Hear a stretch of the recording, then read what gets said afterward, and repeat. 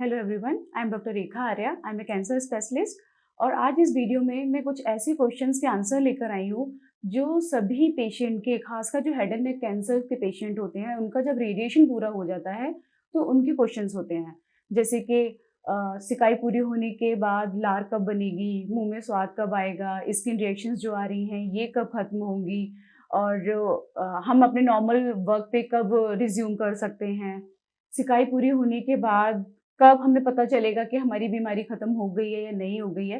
तो आज इस वीडियो में कुछ इसी टाइप के क्वेश्चंस के बारे में डिस्कस करेंगे।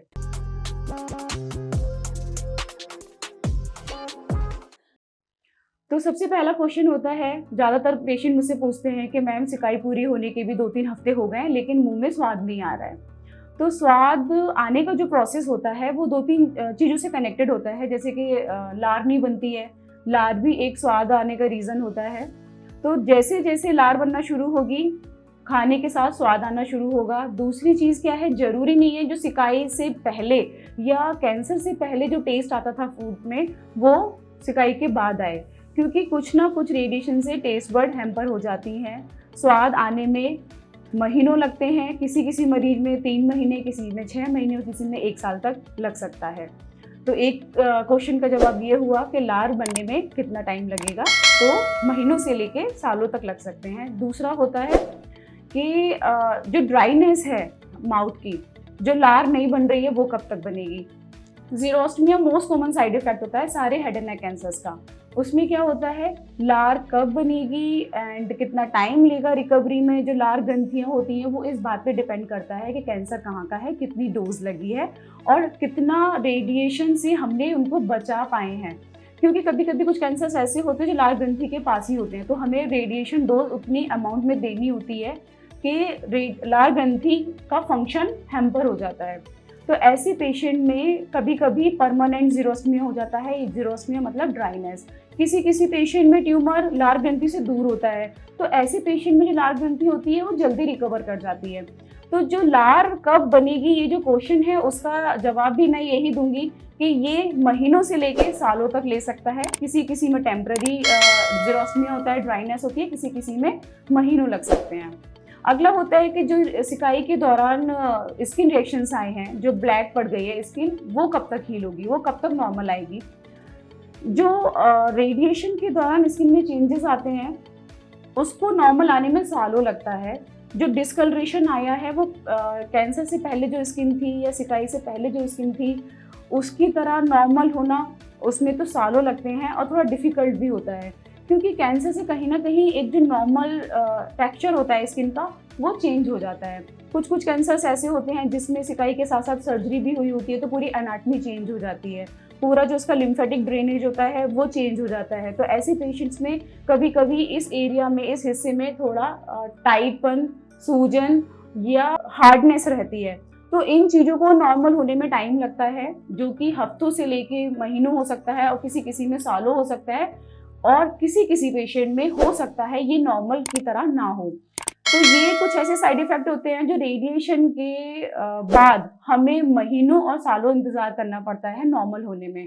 एक होता है कि हम सिकाई के दौरान क्या हमें कुछ जांचें करानी चाहिए कि हमें पता चले कि बीमारी कितना कम हो रही है या फिर कितना रेस्पॉन्स आ रहा है। तो सिकाई के दौरान कभी भी हम रेडियोलॉजिकल इमेजेस एडवाइस नहीं करते हैं, खासकर पैट सीटी तो बिल्कुल भी एडवाइस नहीं करते हैं, क्योंकि ये फॉल्स पॉजिटिव रिजल्ट दे सकता है। इनफैक्ट जो उसका रिजल्ट आता है वो एक्सप्लेन नहीं किया जा सकता कि ये रेडिएशन की जो इन्फ्लामेशन है उसकी वजह से है या बीमारी की वजह से है, ये बढ़ रही है या कम हो रही है। तो वो हमेशा फॉल्ट पॉजिटिव रिजल्ट्स देते हैं। तो कभी भी रेडिएशन के दौरान रेडियोलॉजिकल इमेजेस एडवाइजेबल नहीं होती हैं। नेक्स्ट होता है कि हम पहले इन्वेस्टिगेशन या जांच कब कराएं कि हमें पता चले कि हमारा कैंसर खत्म हो गया है।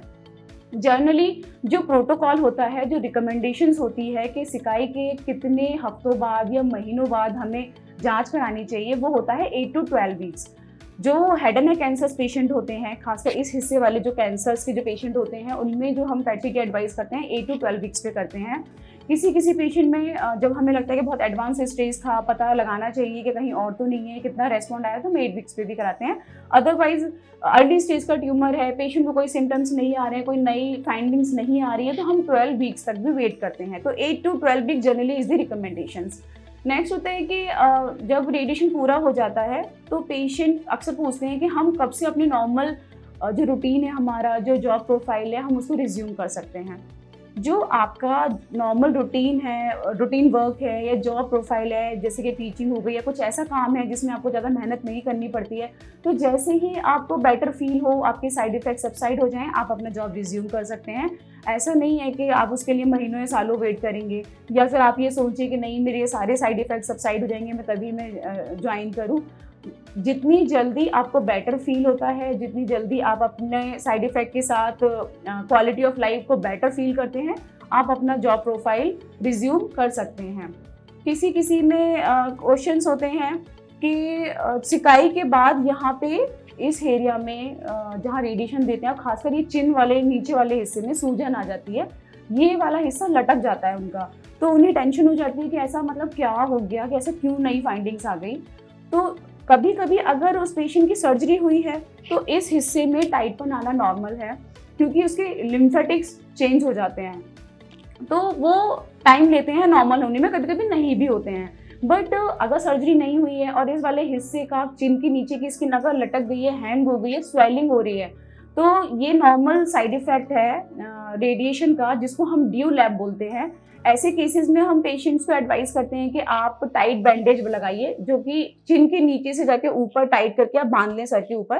तो इस वाले हिस्से को बेसिकली कंप्रेशन देना है, क्योंकि इसमें लिम्फेटिक ऑक्लूजन हो जाता है, लिम्फेटिक ब्लॉक हो जाते हैं, इसलिए ये स्किन हैंग हो जाती है। तो ये नॉर्मल होता है, डरने वाली बात नहीं होती है। हाँ, लेकिन कॉस्मेटिकली पेशेंट्स को थोड़ा सा ऑड लगता है, तो इसके लिए आप एक्सरसाइज, कुछ फिजियोथेरेपी कर सकते हैं, एंड जो मैंने बताया कंप्रेशन बैंडेज वगैरह अप्लाई कर सकते हैं। टाइम के साथ वो कोलेट्रल जब डेवलप होते हैं लिम्फेटिक्स के, तो वो नॉर्मल हो जाता है। एंड नेक्स्ट क्वेश्चन होता है पेशेंट का, नॉर्मल खाना लाइक जैसे मिल्क वगैरह है, ये ले सकते हैं, नहीं ले सकते सिकाई के दौरान? तो हेड एंड नेक कैंसर्स में तो कोई प्रॉब्लम नहीं है, आप आराम से लीजिए। लेकिन जिनका पेल्विक रेडिएशन चल रहा है, मीन्स जिनका बच्चेदानी का, मुंह का, या फिर पेशाब की थैली का, प्रोस्टेट का, अगर जिनका भी पेल्विक रेडिएशन होता है, उनको सिकाई पूरी होने के कम से कम 6 से 1 साल तक मिल्क अवॉइड करना चाहिए, क्योंकि ये डाइजेशन में प्रॉब्लम करता है। एंड एक क्वेश्चन ये भी होता है जो अक्सर मुझसे पेशेंट पूछते हैं कि सिकाई के कितने टाइम के बाद या कितने महीनों के बाद हम अपने दांतों में निकलवा सकते हैं, या फिर दांतों में कुछ अपना ट्रीटमेंट ले सकते हैं। तो जर्नली तो कोशिश ये की जाती है, जब भी हम किसी पेशेंट का रेडिएशन ट्रीटमेंट शुरू करते हैं, कि आप अपनी दांतों की अगर क्लीनिंग करानी है या निकलवाना है, तो सिकाई शुरू होने से पहले आप करा लीजिए। सिकाई होने के 6 से 1 साल तक दांतों को निकलवाने के लिए स्पेशली मना करते हैं, क्योंकि हमारे मुंह के अंदर की जो स्किन होती है, जो म्यूकोसा होती है, जो गम्स होते हैं, वो रेडिएशन की वजह से कहीं ना कहीं कॉम्प्रोमाइज होते हैं। तो अगर उनमें कोई अल्सर हो जाता है, जैसे कि आपने 3 महीने के बाद ही अगर आपने दांत निकलवा दिया, तो कभी कभी क्या होता है, वो जख्म जो बनता है वो हील नहीं होता और वो क्रॉनिक अल्सर में भी कन्वर्ट हो जाता है। तो जनरली हमारी एडवाइस यही होती है कि अनटिल अनलेस बहुत ही कॉम्प्लिकेटेड कुछ चीज़ नहीं हो रही है, 6 महीने 1 साल तक ये सारी चीज़ें अवॉइड करनी है। कभी कभी किसी केसेस में जिसमें हमें लगता है कि जो ये वाली हड्डी होती है जबड़े वाली, उसमें भी कैंसर गया हुआ था, तो ऐसे पेशेंट को तो स्पेशली हम मना करते हैं कि साल 2 साल आपको मुंह के अंदर कुछ भी सर्जिकल प्रोसीजर्स नहीं कराते हैं। यही कुछ ऐसे मोस्ट कॉमन मैंने क्वेश्चंस की लिस्ट बनाई थी जो पेशेंट जनरली पूछते हैं, एंड होप सो आपको मैक्सिमम क्वेश्चंस के रिप्लाई मिल गए होंगे।